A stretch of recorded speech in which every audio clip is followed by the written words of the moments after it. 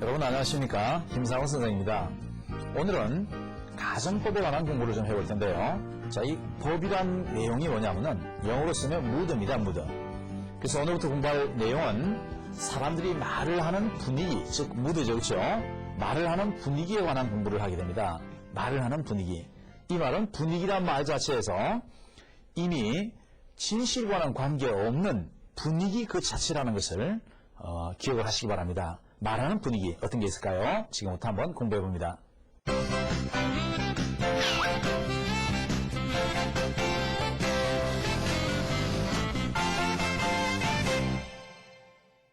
법은 크게 5단원으로 나눌 수 있어요. 5개. 자, 5개 기억하세요. 첫째, 법의 종류에 관한 강의를 내가 할 거예요. 법의 종류, 직설, 명령, 가정법 3가지 있잖아요. 그렇죠? 장명가라고 연상해 보세요. 장명가, 직명가, 직설, 명령, 가정.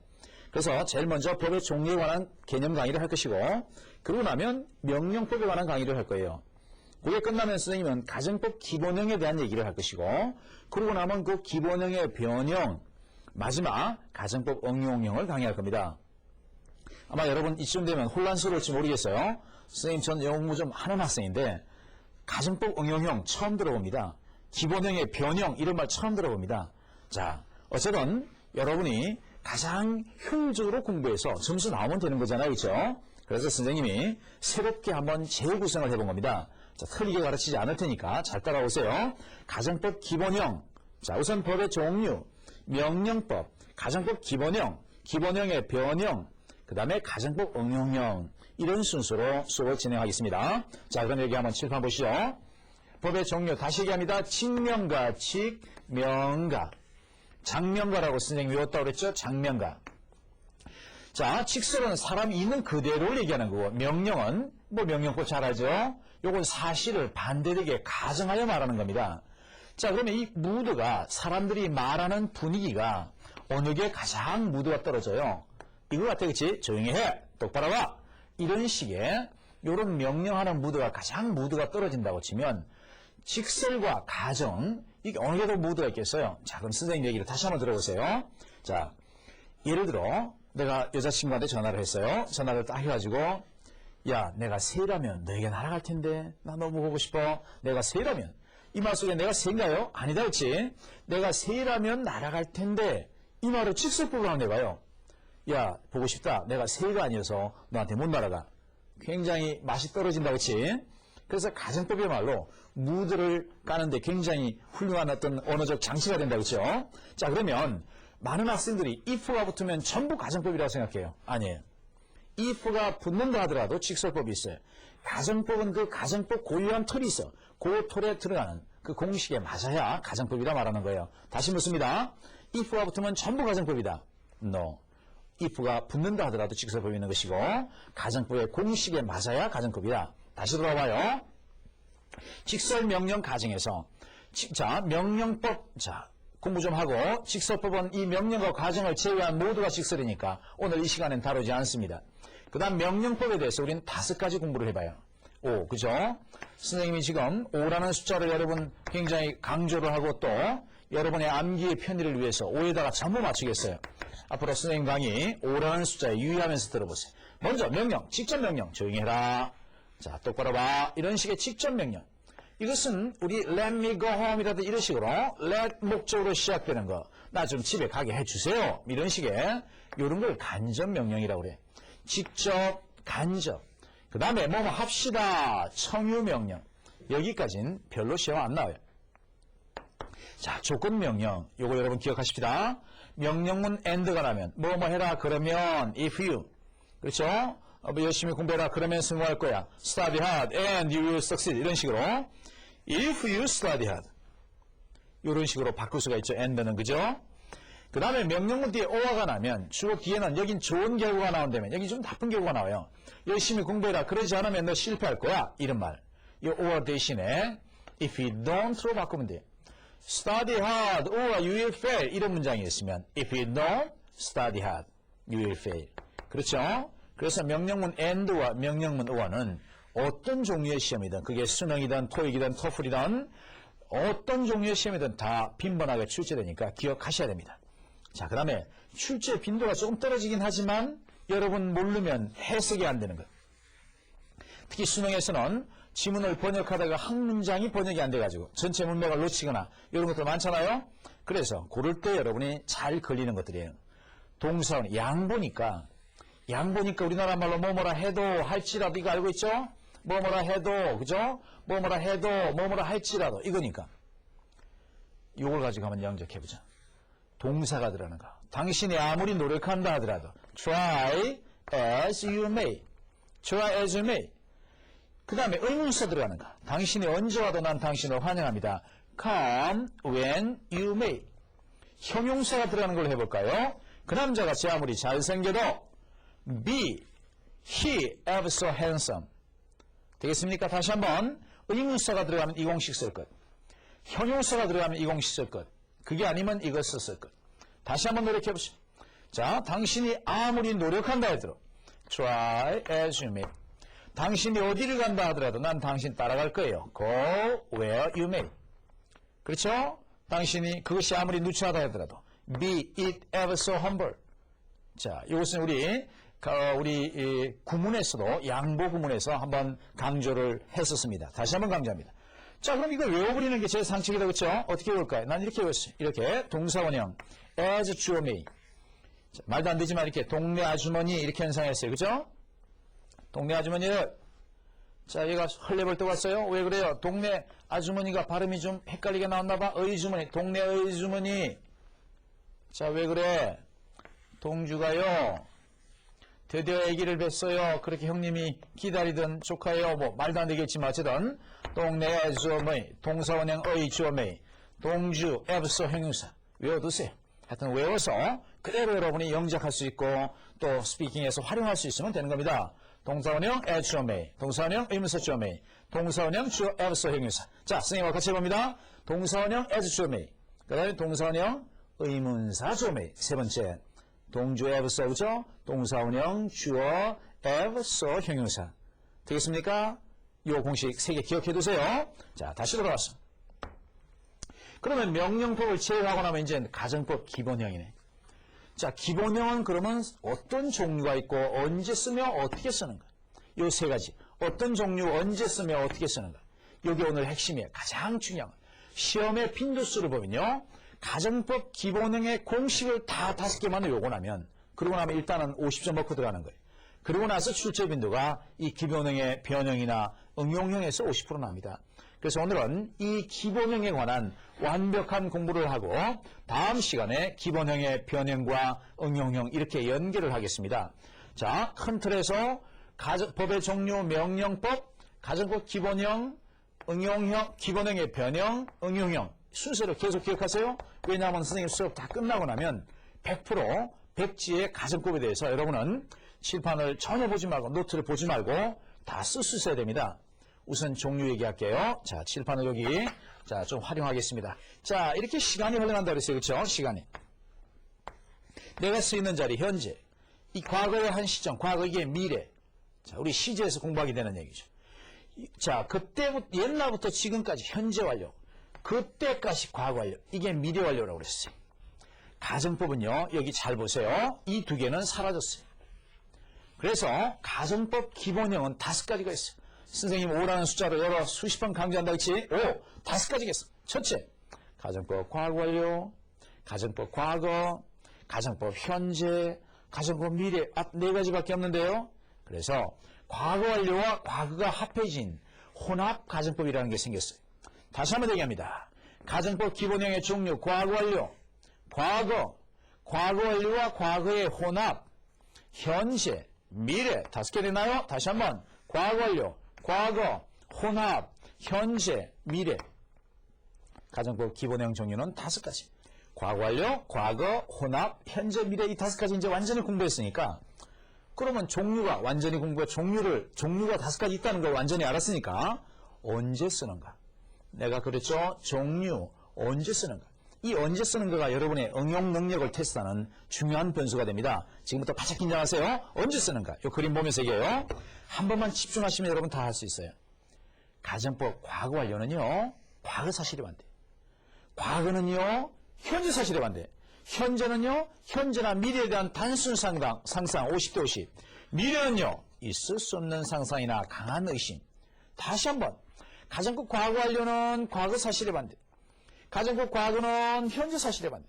가정법 현재는 현재나 미래에 대한 단순 상상. 미래는 있을 수 없는 상상. 0 내지 1%의 가능성. 그러면 선생님 4가지밖에 안 했잖아요. 마지막 혼합가정법. 아까 혼합가정법은 과거 완료와 과거가 합해진 시라고 그랬죠. 그러니까 과거 사실의 반대와 현재 사실의 반대가 연결되어 있을 때, 과거 사실의 반대와 현재 사실의 반대가 연결되어 있을 때 혼합가정법을 씁니다. 다시 말합니다. 과거 완료는 과거 사실의 반대, 과거는 현재 사실의 반대, 현재는 현재나 미래에 대한 단순 상상 50대 50, 있을 수 없는 상상이 미래 0 내지 1%. 혼합가정법은 과거 사실의 반대와 현재 사실의 반대가 결합되어 있을 때 혼합가정법을 씁니다. 자, 한번 정리해 볼까요? 여러분 한번 생각해 보세요. 과거에 내가 돈이 조금만 더 있었으면 좋았을 텐데, 예를 들어 어떤 빌딩이 탐이 났어요. 그때 내가 5억만 더 있었더라면 그 빌딩 사면 했을 텐데, 이런 말을 쓰고 싶으면 과거에 내가 5억이 부족했다 그렇지? 못 썼다 그렇죠? 이런 말이 합해져 있으니까 무슨 가정법? 과거 사실의 반대니까 가정법? 과거 완료. 그렇죠? 지금 내가 책을 하나 사고 싶은데 책이 15,000원이에요. 내가 10,000원밖에 없어. 5,000원만 더 있으면 이 책 살 텐데, 이런 말하면 역시 현재 사실의 반대니까 가정법? 과거. 그렇죠? 그럼 또 이거 해보자. 내가 중학교 때 말이에요. 단어를 5만 개만 외웠더라면 지금 단어 걱정은 안 할 텐데, 내가 옛날에 5만 개 외웠더라면 지금 걱정 안 할 텐데, 옛날과 지금의 사실의 반대가 결합되어 있어요. 무슨 가정법? 그렇지, 혼합가정법. 되겠어요? 다시 한번. 과거에 내가 그 파티에 참석을 했더라면 그 여자에게 프로포즈를 했을 텐데 그때 참석을 안 했어. 프로포즈할 기회가 없었어. 과거 사실의 반대, 가정법 과거 완료를 써요. 자, 다시 한번. 그 여자가 여기에 있으면 내가 그 여자에게 사랑을 고백할 텐데 그 여자가 없는 상황에서 하는 얘기. 그러면 현재 사실의 반대니까 가정법 과거예요. 선생님, 그게 그렇게 중요하나요? 자, 말을 잘 이해해야 됩니다. 개념의 강의가 가정법의 강의의 선생님 핵심이라고 보고 있어요. 개념 강의를 잘 들으셔야 됩니다. 그 다음에 이건 어때요? 자, 혼합가정법 아까 말했죠? 내가 중학교 때 5만 단어 외웠더라면 안 외웠죠? 지금 내가 영어 단어 곡생 안 할 텐데, 그렇죠? 합해졌으니까 현재 사실의 반대와 과거 사실의 반대, 혼합가정법의 공식에 따라 단어를 나열해야 이게 제대로 된 문장이 되는 거예요. 이거 어때요? 내일 지구에 종말이 온다면, 내일 지구와 태양이 충돌한다면 너 어떻게 할 거니? 그럼 무슨 일이 벌어질까? 한 번 더 정리할게요. 예전에 대학 입시에 나온 거. 지구와 태양이 충돌한다면 무슨 일이 일어날까요? 가정법 뭘 써야 될까? 가능성이 지금 있는 얘기하는 거예요? 거의 없는 얘기하는 거다, 그렇지? 가정법 미래 써야 돼요. 알아듣습니까? 자, 이거 어때요? 거꾸로 한번. 자, 선생님이 개념에 시간을 많이 투자한다고 약속했죠? 이거 한번 들어봐요. 여러분이 선생님의 무드를 파악해봐요. 내가 사장이고 여러분이 선생님 비서라고 생각해요. 내가 어떤 사람의 이력서를 보고 혼자 중얼거려요. 이 사람이 정직하면 내가 채용할 텐데, 그런데 단어가 가정법 과거의 공식에 따라 단어 나열되어 있어요. 그 언론 분위기 파악하세요. 이 사람은 정직하지 않아, 나 채용하지 않겠어, 이 말이에요. 근데 이 사람의 이력서를 보면서 이 사람이 정직하면 내가 채용할 텐데 라고 말을 해요. 그런데 가정법 현재로 돼 있어. 정직할 가능성 반반이에요. 50대 50. 그렇죠? 만나보고 정직하면 쓰고 아니면 말고. 자, 그러면 굉장히 중요한 한 개 더 묻습니다. 야, 너 대학 시험 떨어지면 어떡할 거니? 가정법 뭘 써야 될까요? 현재? 미래? 미래를 써야지. 왜? 지금 말하는 분위기와 진실과는 관계없어요. 내가 여러분 보고 야, 너 대학 시험 떨어지면 어떻게 할 거니? 현재로 했단 말은 분위기가 반반, 저식 반은 떨어졌군. 뭐 이런 분위기라고 생각하면 돼요. 그냥 우리가 이해를 하기 위해서 극단적으로 단순화시켜보는 거예요. 그래서 말은 우리나라만 그렇잖아요. 우리나라 말은 야, 너 절대 그럴 일 없지만 혹시 재수없는 상상이긴 한데 그래도 말이야, 대학 떨어지면 어떡할 거야? 이렇게 물어보는 거죠. 근데 영어에서는 사회적으로 약속을 했어요. 가정법 미래 공식으로 단어를 쓰면 절대 그럴 일 없지만 혹시 만에 하나 이런 의미를 갖는 것으로 서로가 합의를 한 거란 말이에요. 그렇죠? 그래서 가정법 미래를 써야 돼요. 미래를 쓰면 저 사람이 나한테 그럴 리는 없지만이라는 말을 달았군.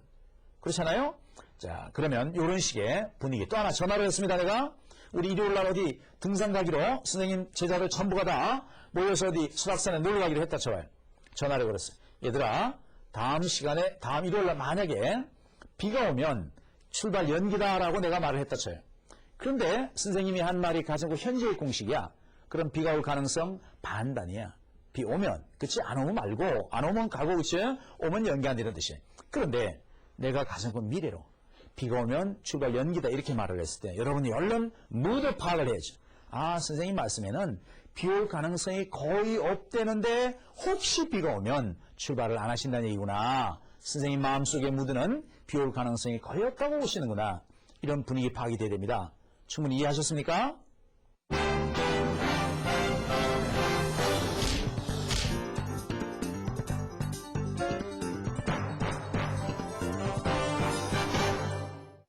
study hard or you will fail 이런 문장이 있으면 if you don't study hard you will fail 그렇죠? 그래서 명령문 and와 명령문 or는 어떤 종류의 시험이든 그게 수능이든 토익이든 토플이든 어떤 종류의 시험이든 다 빈번하게 출제되니까 기억하셔야 됩니다. 동사원형 as 주어 메인 말도 안 되지만 이렇게 동네 아주머니 이렇게 현상했어요. 그죠?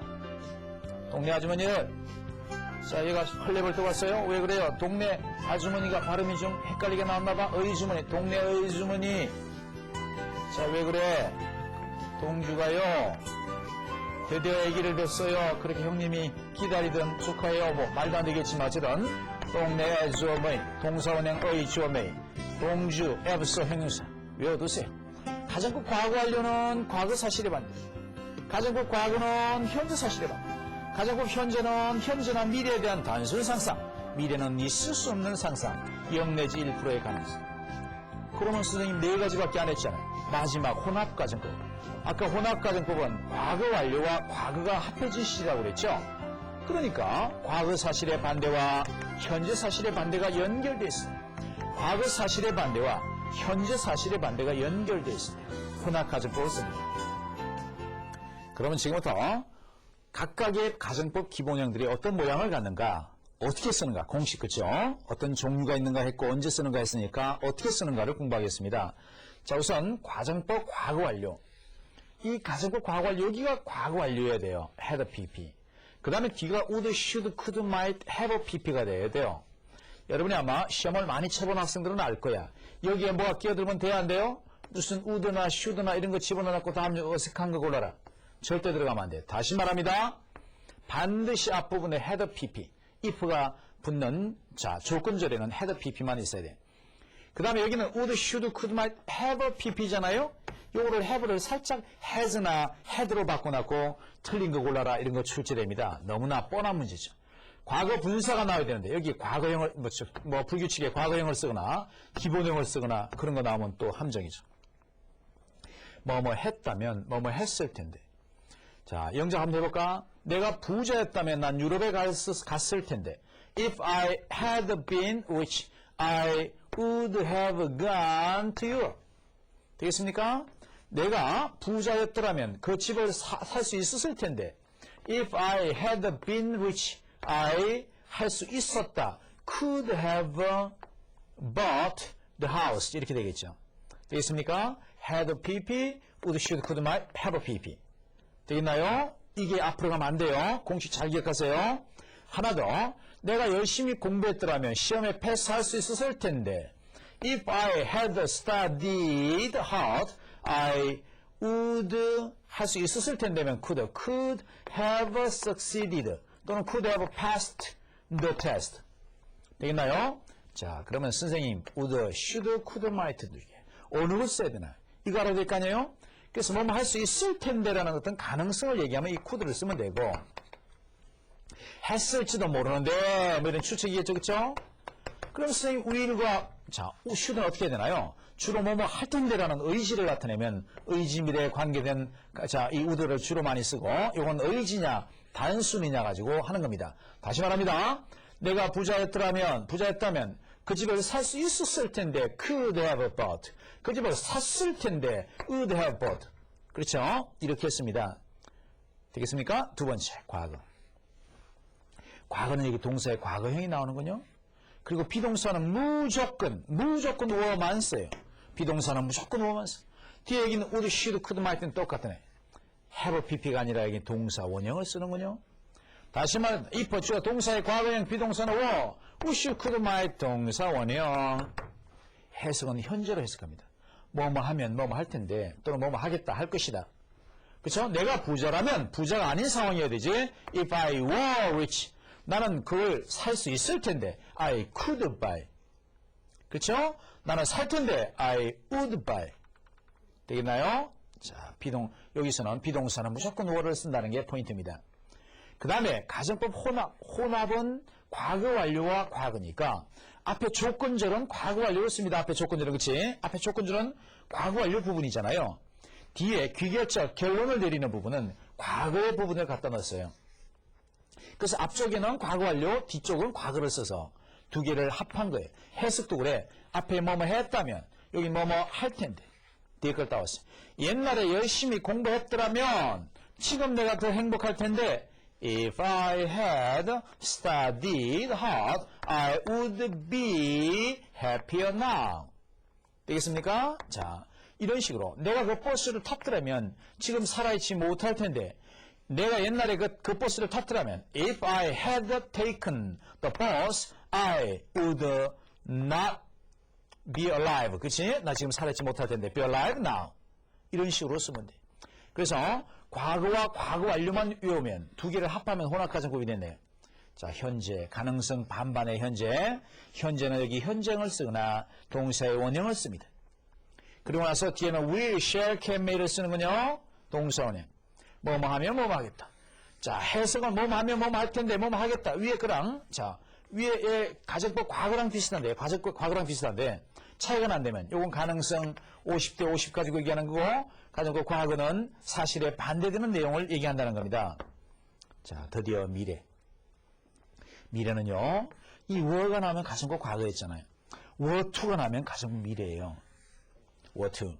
요 가능성, 요거는 0%라는 진실과는 관계없어요. 분위기예요. 거의 가능성이 없다라는 전제를 깔고 얘기할 때는 were to를 쓰고 1%좀 있다고 얘기할 때는 요거 가지고 깔아요. 자, should를 써요.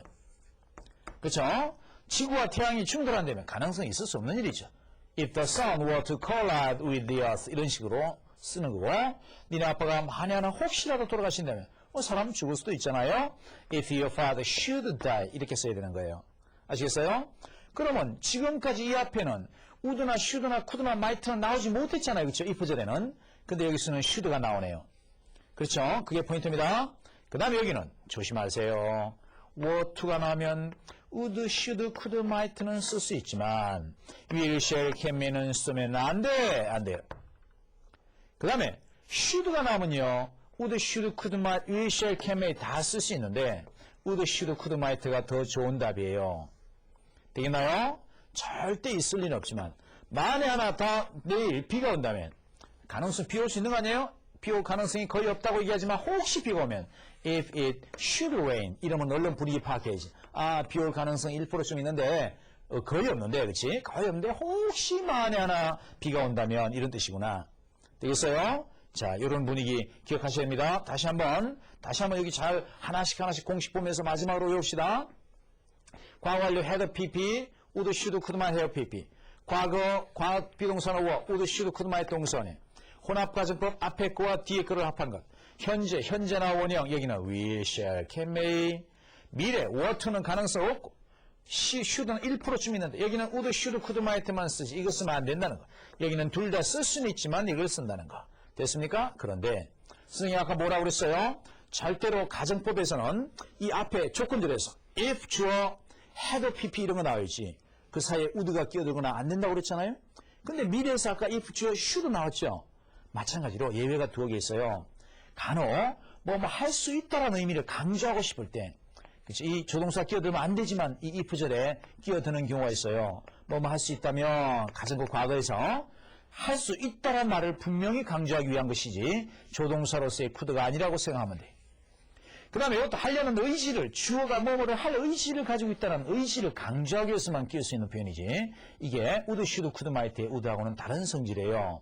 그래서 이거를 주어가 뭐뭐 하려는 의지가 있다면 이런 식으로 번역하는 거고 주어가 뭐뭐 할 수 있다면 이런 의미를 할 수 있다라든지 할 의지가 있다라든지 이런 것을 강조할 때 이게 끼어들면 가능성도 뛰어들 수가 있습니다. 일부 끼어들기도 하고요. 자, 5가지 공식.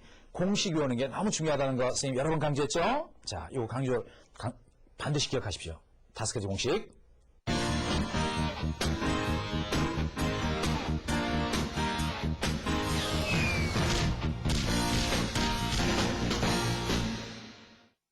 정리하겠습니다. 가정법 뭐라고 그랬어요? 사실에 반대되는 가정을 한다고 그랬다 그죠? 명령법은 명령하는 것, 전부 분위기 파악이라는 거 다시 한번 강조를 해두고 가정법의 기본형 5가지 공식을 외우면 가정법 문제 반이 풀립니다. 한 5분 투자해서 가정법 문제의 반을 풀 수 있다면 이거 노력 안 하면 바보입니다.